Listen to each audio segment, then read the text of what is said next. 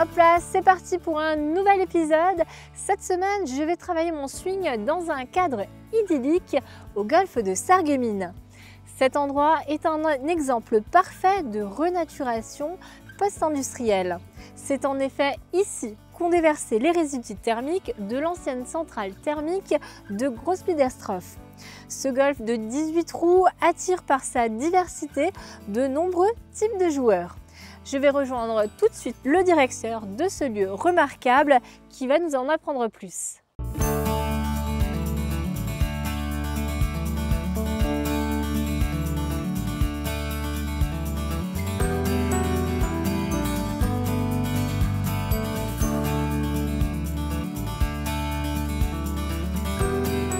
Bonjour Noël. Bonjour.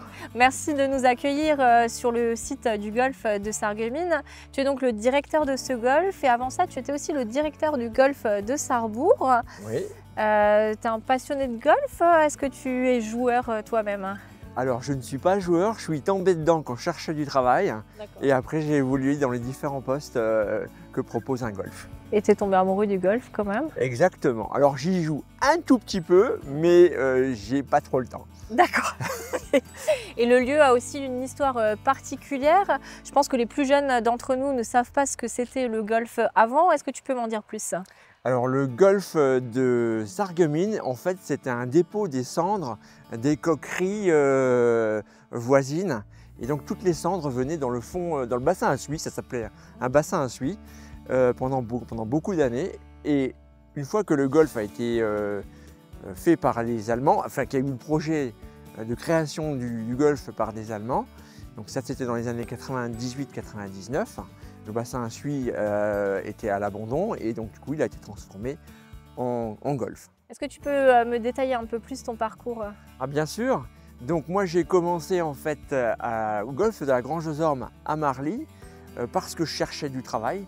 Je sortais d'un BTS en gestion de maîtrise des eaux et je trouvais pas, il n'y avait pas d'issue dans le domaine à l'époque. Ensuite, j'y suis resté 4 ans du coup, ça aurait dû être 6 mois mais ça a été prolongé pendant 4 ans. Et ensuite, pour évoluer, j'ai pu partir à Sarrebourg qui était en construction, où j'ai évolué de greenkeeper à directeur en 2010, d'où je suis parti en 2023 pour venir ici. C'est un bien beau parcours, hein. Maintenant qu'on en sait un peu plus sur toi et puis sur l'histoire du golf, on va s'intéresser à l'histoire d'une autre personne qui fait vivre notre territoire. Regardez.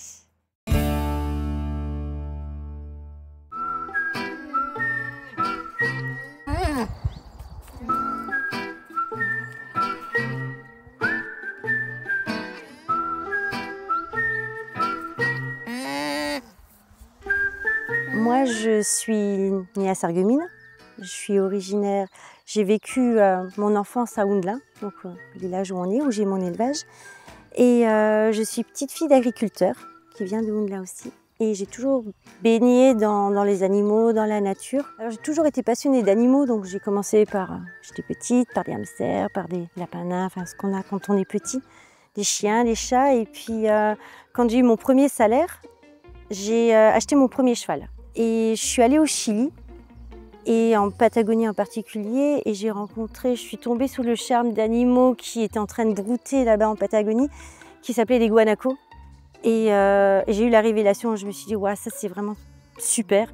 Et quand je suis retournée en France, je me suis dit, je vais me renseigner un petit peu sur les espèces qui ressemblent. Donc j'avais le choix entre l'alpaga et le lama. Pour des questions esthétiques, j'ai choisi l'alpaga parce que je trouvais ça plus mignon et puis très très zen, ce qui me plaisait beaucoup chez cet animal-là. Et j'ai commencé un élevage d'alpaga. Le but de mon élevage, c'est aussi de vendre mes animaux, de faire connaître ma passion.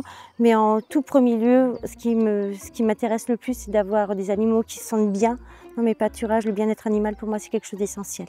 Il est solaire pour moi, il a des grands yeux, c'est un animal qui, quand il est tondu, il est tout en prestance, et quand il n'est pas tondu, parce que la laine, quand elle pousse, elle a à peu près une dizaine de centimètres, on dirait une grosse boule toute mignonne. Donc j'aime bien ces deux facettes de l'animal. Cet animal-là, il est un peu particulier parce que c'est pas un animal qui aime être touché. Alors ça change de tout ce qui est animaux qu'on a l'habitude de voir parce qu'on passe beaucoup de choses par le toucher. Et moi, ça me fait sortir un petit peu de ma zone de confort, ça me fait ça m'oblige à penser autrement, à ouvrir un petit peu mon esprit en me disant, ben voilà, on n'est pas tous pareils, il y a des choses qu'on tolère, il y a des choses qu'on ne tolère pas. Et il va falloir appréhender l'animal d'une façon différente pour pouvoir quand même établir un lien avec lui. Et au travail, d'être avec, d'essayer d'établir cette relation en agilité. C'est ce qu'on propose aussi chez nous à l'élevage. C'est si on veut aller un petit peu plus loin avec l'animal, c'est un animal qui plaît beaucoup, qui a le vent en poupe, c'est de proposer justement d'aller plus loin dans la relation en emmenant son animal en agilité. Le fait que ce soit un animal qui soit atypique, tout devient compliqué parce que pour les soins, vous ne savez pas comment ça se passe. Pour les différentes choses, les différents problèmes auxquels vous êtes confrontés, vous n'avez pas forcément beaucoup d'expérience. Donc vous tâtonnez, vous allez voir à gauche, à droite, vous prenez les conseils à gauche, à droite, mais tout prend beaucoup de temps. Et c'est qu'une fois bien installée que j'ai commencé à ouvrir ma ferme au public, à partager cette passion. Donc d'abord par les visites, à expliquer ce que c'est un alpaga, qu'est-ce qu'on en fait, toujours de manière ludique. Et qu'est-ce qu'on fait avec la laine, puisque cet animal principalement est utilisé aussi pour sa laine. On veut proposer aussi des ateliers de savon feutré. On va proposer aussi des séances de yoga et de méditation dans le parc. Et on envisage par la suite peut-être de faire aussi des thérapies grâce à l'animal. Ils me le rendent bien parce que justement cette sérénité, cette zen attitude, j'en profite aussi. Donc on est dans un échange. Moi, je veille à leur bien-être et ils veillent à mon bien-être psychologique aussi.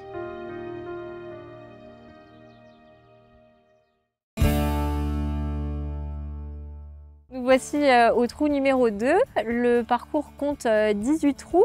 Est-ce que vous pouvez m'expliquer un petit peu le principe du golf? Le principe du golf, il est tout simple, c'est de mettre la balle dans le trou en faisant le moins de coups possible, en partant du départ, en traversant le trou et en allant jusqu'au green où y a un trou qui nous attend, quoi. Okay. Et là, on a différentes couleurs. On a des balles, des grosses balles jaunes et puis. Alors c'est les points de départ des femmes ou des hommes, okay, en fonction de leur niveau de jeu. Okay. Les bleus et les rouges, c'est pour les dames. Et pourquoi pour les dames, elles ont une autre couleur? En fait, leur distance de jeu sont plus courtes. C'est juste un repère pour distinguer les couleurs, les boules les unes des autres. D'accord. Et combien de distance on parcourt en faisant les 18 trous alors? Alors si on calcule les zones de déplacement qu'il y a entre chaque trou, on arrive facilement à faire entre 10 et 15 km selon le niveau de jeu du joueur. Parce qu'un débutant, lui, va aller chercher sa balle à gauche et à droite, donc il va marcher beaucoup plus. D'accord. Quelqu'un qui tire la balle droite, il va chaque fois à sa balle et il fait son coup suivant. Donc on peut faire ça à pied? À pied, bien sûr. Il y a beaucoup de personnes qui font… C'est principalement à pied qu'on joue au golf. Ah d'accord, voilà. Ok. Et les voiturettes alors c'est… Alors les voiturettes, c'est pour ceux qui ont envie de se faire plaisir, d'aller vite. Ou tout simplement parce qu'on a beaucoup de personnes qui ont des maladies en cours ou déjà guéries, et qui du coup pour continuer à jouer au golf prennent une voiturette. Ok, donc il y a quand même un intérêt à prendre ces voitures. Donc, quel type de compétition vous accueillez ici? Nous avons les compétitions internes, c'est-à-dire que c'est nous qui les organisons avec nos joueurs. Nous faisons aussi des compétitions avec l'aide de sponsors, donc des compétitions sponsorisées avec dotation, remise des prix, etc. Et dernièrement, il y a une quinzaine de jours, on a organisé la première compétition de Ligue Grand Est Dames, première et deuxième division sur le golf de Sarreguemines, la première fois depuis qu'il existe. Les dames ont d'ailleurs fait un très beau parcours puisqu'ils se sont qualifiés et vous montent en première division, les dames de Sarreguemines. D'accord, beau parcours alors. Hein. On va faire les paresseux pour une fois et emprunter la voiturette si tu nous le permets. Avec plaisir. Et en attendant de nous rendre sur notre prochain point de rendez-vous, on va rejoindre Sandrine qui s'attelle à nous faire découvrir notre territoire à sa façon. Regardez. Hop là, c'est l'heure de jouer et aujourd'hui je me trouve sur la zone de loisirs de Grossbiederstroff avec Fabienne et Clément, c'est bien ça? Ouais. Et Corentin. Bonjour Corentin. Oui. Alors, j'ai deux petites questions à leur poser, est-ce que vous êtes prêts? Ouais. On est prêts. Alors, La première, ça concerne une fête qui est passée il n'y a pas très longtemps, c'est Pâques. Est-ce que vous savez comment s'appellent ces instruments qui résonnaient, bon, il n'y en a plus beaucoup qui le font, mais qui résonnaient à l'époque dans les villages. Il y a des gens qui passaient avec un instrument particulier. Est-ce que tu sais comment ça s'appelle? Les Chrysler? Eh oui, c'est ça, très bien, c'est exactement ça. Bah, ça fait déjà 1 point sur 2, on est pas mal. Et j'ai une autre question, en fait je vais vous montrer une photo et je vais vous poser une question par rapport à cette photo. Alors la question c'est la suivante, quelle commune allemande sur cette photo du pont de l'Amitié à Großbiederstorf a-t-elle été prise? Donc ça c'est la photo. Ouais. Et elle a été prise de quelle commune? Est-ce que tu sais? C'est une commune qui est allemande. Donc c'est de l'autre côté du pont. C'est Großbiederstorf. C'est quoi? C'est Großbiederstorf. C'est ça. Est-ce que tu connais cette commune? J'ai déjà entendu parler. Oh oui, après ça ressemble beaucoup à Großbiederstorf. Hein. Est-ce que vous allez le mettre en vidéo?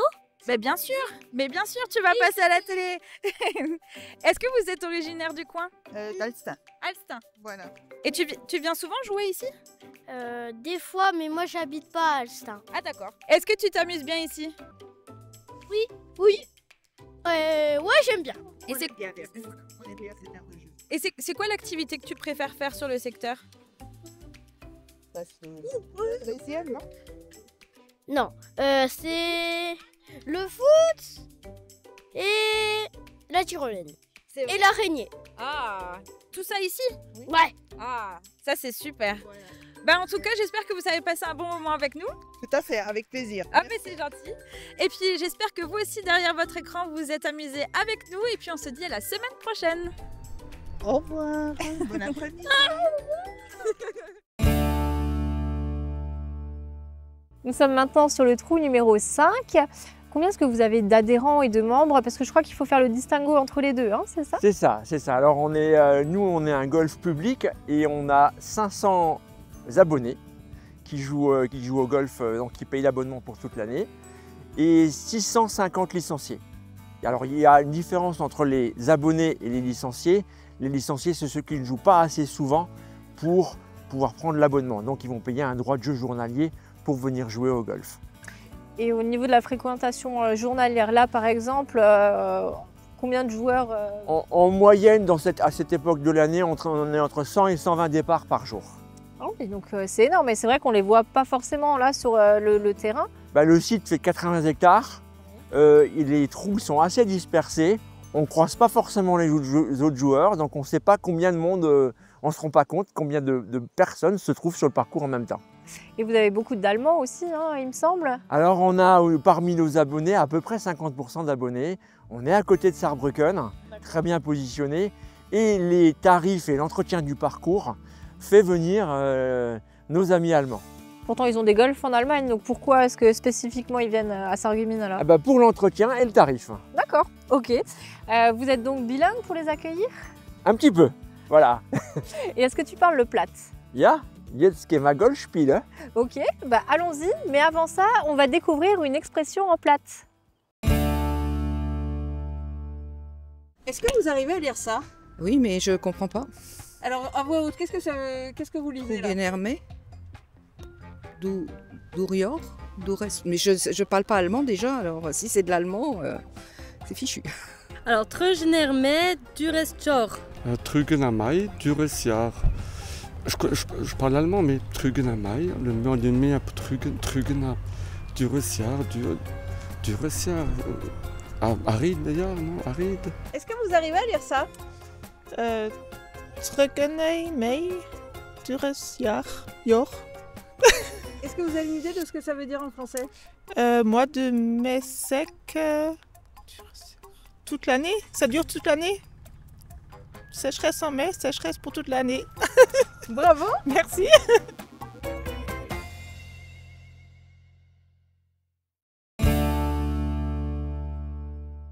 Alors là, on est au départ du trou 14 et là, ce qui est assez impressionnant, c'est qu'il faut lancer la balle de l'autre côté du point d'eau. Ça fait combien de mètres? 160 mètres pour passer l'eau. D'accord, et je suppose qu'il doit y avoir beaucoup de balles au fond de l'eau? C'est un tapis de balle. D'accord. Et là, on a des pelouses, des belles pelouses à perte de vue. Comment est-ce qu'on entretient ces pelouses? Alors le golfe de Sarreguemines il est entretenu par une société qui s'appelle Desgreen. 5 jardiniers travaillent à plein temps sur le site pour entretenir tous les types de gazon, et pour chaque type de gazon, il y a une machine spécifique. Et à quelle fréquence la pelouse est-elle tondue? Ça dépend des zones. Les greens sont tondus tous les jours, 7 jours sur 7. Ils sont également aérés, sablés, etc. pour que le gazon puisse être tondu à 4 mm. Les départs et les fairways sont tondus 2 à 3 fois par semaine selon les conditions de pousse. Le reste du temps, c'est tondu 1 fois par semaine. Et vous êtes aussi aidé par des animaux? Alors oui, nous avons des chèvres qui entretiennent certaines zones du parcours dans des zones qui ne sont pas jouées, pas ouvertes au jeu.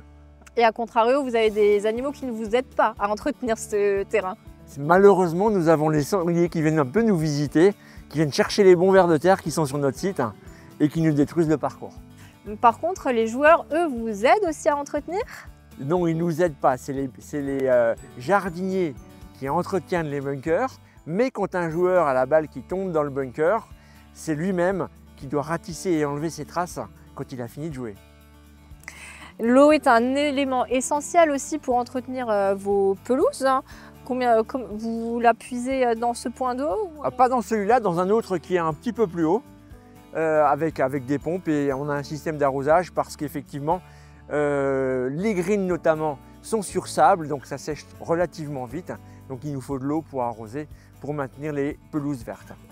Et depuis longtemps, on cherche à domestiquer l'eau, à la transporter également, à l'image du pont à Sarralbe.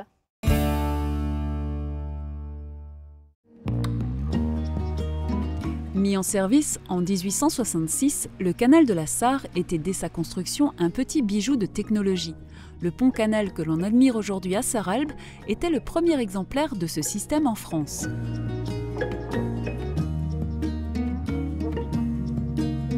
Ce pont entièrement en tôle de fer est long de 45 mètres et repose sur 2 piles d'1,50 m d'épaisseur chacune. Pour le découvrir, il n'y a pas 36 solutions, à pied, à vélo ou en bateau.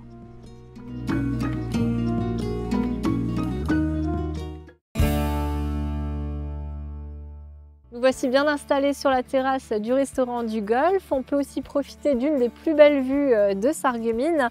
Alors le Golfe, c'est aussi une formidable réserve naturelle. Quel type de faune et de flore peut-on retrouver ici? Alors avec les plans d'eau, on va retrouver des canards, des cygnes, des oies qui se gambadent sur le trou 14 et le trou 15. On a aussi des chevreuils, des lapins. Et au milieu du golfe, nous avons également un espace du conservatoire de Lorraine, une dizaine d'hectares protégés, où il y a des orchidées rares qui y poussent. On peut ici siroter un petit rafraîchissement ou alors profiter d'un menu plus complet au restaurant. Est-ce qu'il est ouvert toute l'année? Alors il est ouvert toute l'année, également pour les golfeurs pour boire un verre après leur partie. On peut y manger le midi et le soir, sauf le lundi. Ok, bah c'est noté. On va profiter encore du paysage quelques instants, pendant que d'autres s'affairent en cuisine. Regardez. Bonjour à tous, aujourd'hui nous allons faire des cupcakes. Pour cette recette, il nous faut 3 œufs, de la farine, du lait, du cacao, du sucre,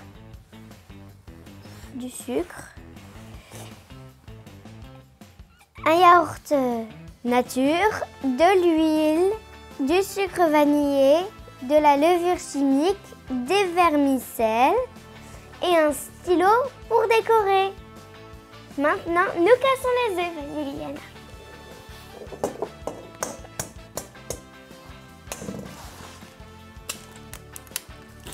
Hop, t'as mis un bout de coquille. Nous touillons. Maintenant, nous mettons le sucre. Vas-y. Maintenant, nous mettons le yaourt. On a mis tout le pot de yaourt. Maintenant, on retouille.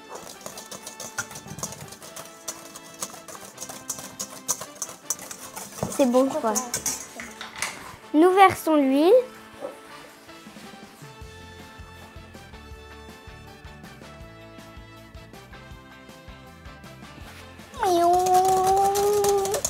Maintenant, nous versons le sucre vanillé.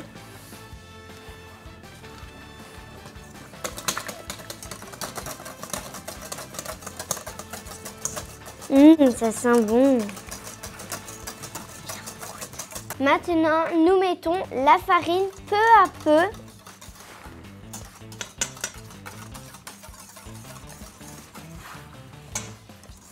On met un peu de farine pour que la pâte soit bien homogène. Si la pâte est un peu dure, nous rajoutons un peu de lait. Ça va, mes bras? Ça va. Maintenant, nous versons la levure chimique. Oh yeah, il y en a beaucoup.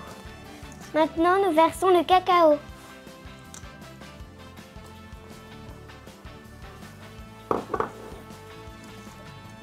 C'est bon. Elle a rajouté un peu de lait pour que ce soit plus facile à mélanger. Oh là là, regarde-moi cette pâte en chocolat. Oh là là, on va se lécher les doigts. Maintenant, nous versons le meilleur, les vermicelles. Fais des tours. C'est bon, c'est bon, c'est bon, c'est bon, c'est bon. Eh non, c'est moi qui fais. Là, t'en as ici. Hop là.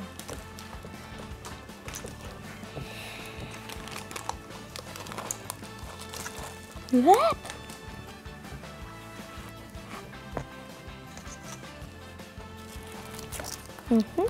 Et des autres sortes aussi.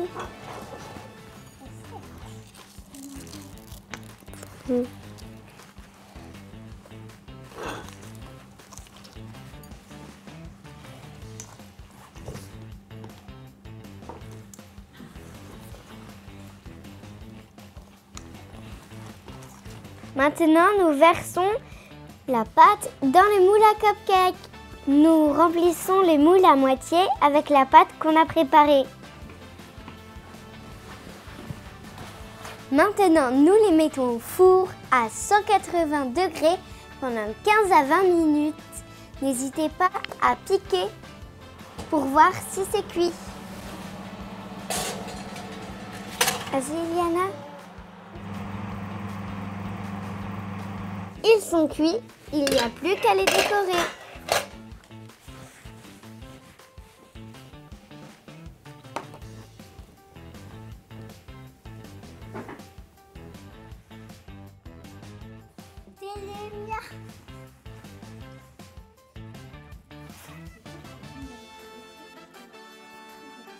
Maintenant, nous avons fini nos cupcakes.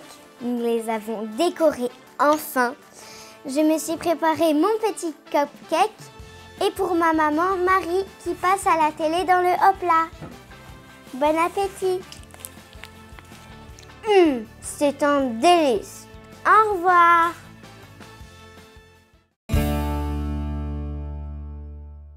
On se trouve maintenant au niveau du practice couvert. Je crois savoir que vous avez une école de golf. Oui, tout à fait. On a une école de golf qui commence à 5 ans, de 5 ans à 16 ans. Aujourd'hui, on a 15 enfants qui pratiquent le golf tous les samedis. On espère développer l'école de golf pour obtenir jusqu'à 30 enfants dans un futur proche. Alors, c'est que pour les enfants les cours ou pour les adultes aussi? Alors, pour les adultes, on pratique des initiations, mais on a 2 profs indépendants qui donnent des cours à tout le monde. Ce sport a la réputation d'être élitiste et surtout d'être très coûteux. Qu'est-ce que tu répondrais à cela? Alors déjà, pour commencer le golf, on prête le matériel gratuitement à tous ceux qui veulent s'essayer. Et ensuite, il est accessible à toutes les bourses, le golf de Sarreguemines étant l'un des moins chers de la région. Donc si tu prêtes le matériel, est-ce que tu peux me faire tester? Eh bien, c'est parti. Ok.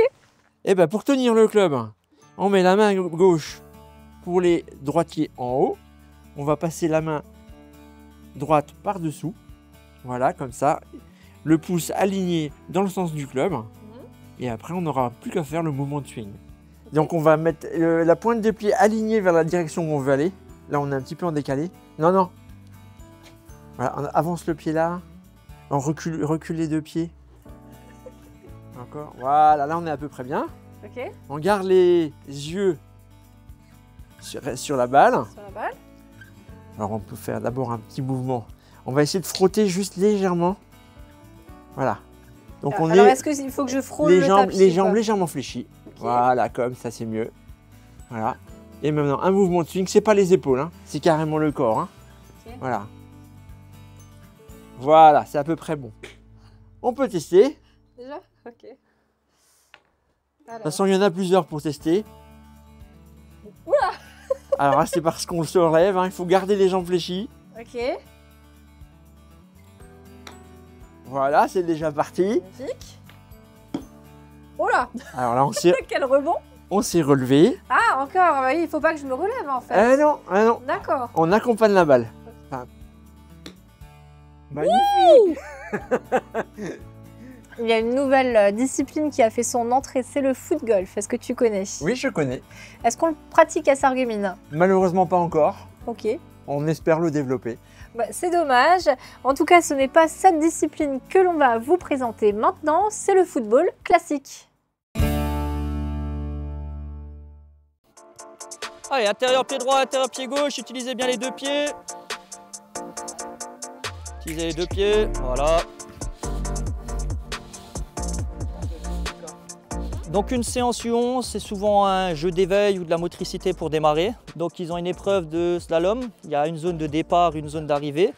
Ils doivent effectuer dans un temps collectif les meilleurs passages, donc le meilleur temps, en veillant à bien respecter, en passant dans chaque porte et en attendant à chaque fois que le suivant puisse partir quand le copain est là-bas dans la zone de retour. Donc je démarre, je viens faire un crochet, frapper sur le but.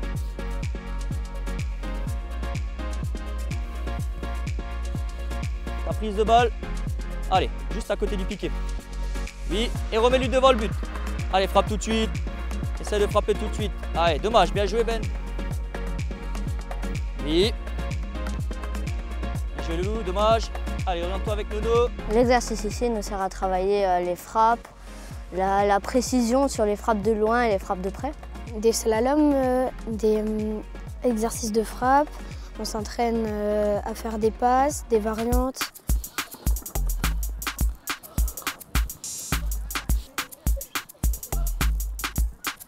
On accepte les enfants de divers niveaux, des débutants jusqu'à ceux qui sont déjà un peu plus expérimentés dans toutes les catégories. On est tous bénévoles, les différents éducateurs. On est là par passion et par amour de ce qu'on fait, de l'encadrement, du football en général. Oui, il y a une grande évolution depuis que je suis arrivée. Tu as progressé sur quoi? Sur les frappes en l'air, les frappes au sol, sur ma vision du jeu. J'ai progressé à tout sauf le jonglage. Il faut que je m'améliore encore un peu plus. Quand le jeu il est ici, orienté vers là, basculez vers là. Oui. Allez, c'est bien, faut venir, faut venir, faut venir. Bien joué, allez. Oui. Bien joué, attention à perte de balle là-bas.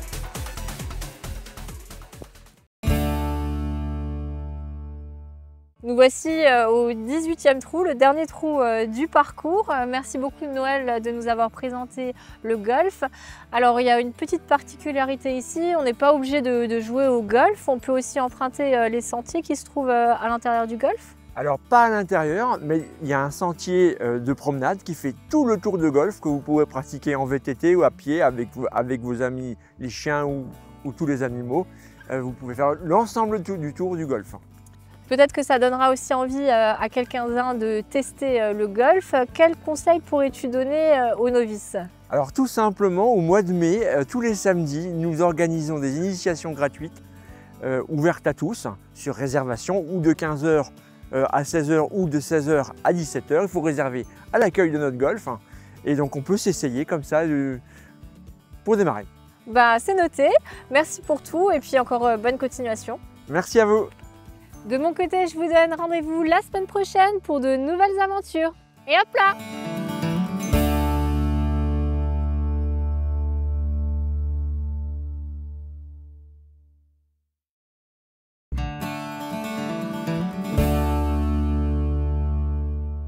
Hop là, voilà des idées de sortie. Coup de cœur pour une expo originale à la Galerie Arpège de l'Institution Sainte-Chrétienne-la-Salle à Sarreguemines. Bavardage réunit des œuvres variées, photographies, sculptures, céramiques, gravures, avec aussi des textes et des poèmes. Bavardage, c'est un dialogue entre l'image, le verbe et la matière. À découvrir du 16 mai au 13 juin, du lundi au vendredi, de 14h à 18h. Coup de cœur théâtre à Sarralbe avec la farce de Maître Patelin, une farce du Moyen-Âge, revisitée par la troupe de théâtre de la MJC. Il y a une représentation samedi à 18h, suivie d'un barbecue, et une représentation dimanche à 15h, suivie d'un café-gâteau. Coup de cœur théâtre contemporain avec La Ferme des Animaux, joué pour la dernière fois par la troupe du Théâtre du Jeudi. Affamés et exploités, les animaux de la ferme de Mr. Jones chassent les hommes. Désormais, ils vont vivre sans eux. Les cochons prennent les choses en main, réorganisent le quotidien, créent de nouvelles lois. Dernière représentation mercredi 21 mai à 20h30 au Casino des Faïenceries à Sarreguemines. Coup de cœur concert avec les Violons de Prague qui commencent leur tournée internationale à Sarreguemines avec leur soprano, samedi à 20h30 en l'église Saint-Nicolas. Les artistes sont tous issus de l'Opéra ou du Théâtre national de Prague. Les billets sont en vente à l'Office de tourisme de Sarreguemines et sur Internet. Enfin, le coup de cœur ciné de la semaine est évidemment en lien avec le Festival de Cannes. Le directeur des Cinéma Forum de Sarreguemines va vous en parler plus en détail. Alors, mon coup de cœur cette semaine s'affiche derrière moi. Partir un jour, un premier film surprise qui a fait l'ouverture du Festival de Cannes, fait tout à fait exceptionnel pour un premier film. De surcroît, premier film français réalisé par Amélie Bonin avec Bastien Bouillon ainsi que Juliette Armanet. Juliette Armanet qu'on connaît plutôt dans un registre plus musical. Et là, ça bingo, ça tombe bien puisque ce film mélange un peu les genres. C'est à la fois une comédie romantique, une comédie musicale et avec cette musique qui est omniprésente, avec des titres qui nous trottent tous dans la tête, qui sont légèrement réinterprétés, mais qu'on reconnaît d'emblée sur l'écran. Et ça nous donne une très très belle comédie, très bien interprétée, notamment par Juliette Armanet, qu'on n'attendait pas dans ce registre-là. Et puis avec plein d'émotions, mais également beaucoup de rire. Il y a des moments très marrants. Et voilà, donc vous l'avez compris, c'est à la fois le film d'ouverture de Cannes et mon coup de cœur de la semaine.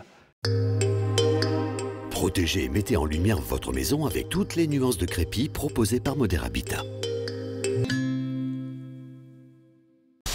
Radio Studio 1, 105.8.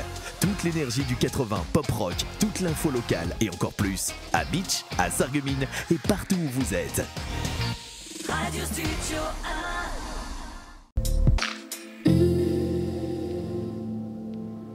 Bonjour tout le monde, on poursuit cette semaine comme elle a débuté, c'est-à-dire sous le soleil et un beau ciel bleu. Côté température, les minimales iront de 8 à 10 degrés et les maximales de 19 à 20 degrés. Demain nous fêtons les Denises et il fera jour de 5h48 à 21h07. Passez tous encore une très belle journée et à demain.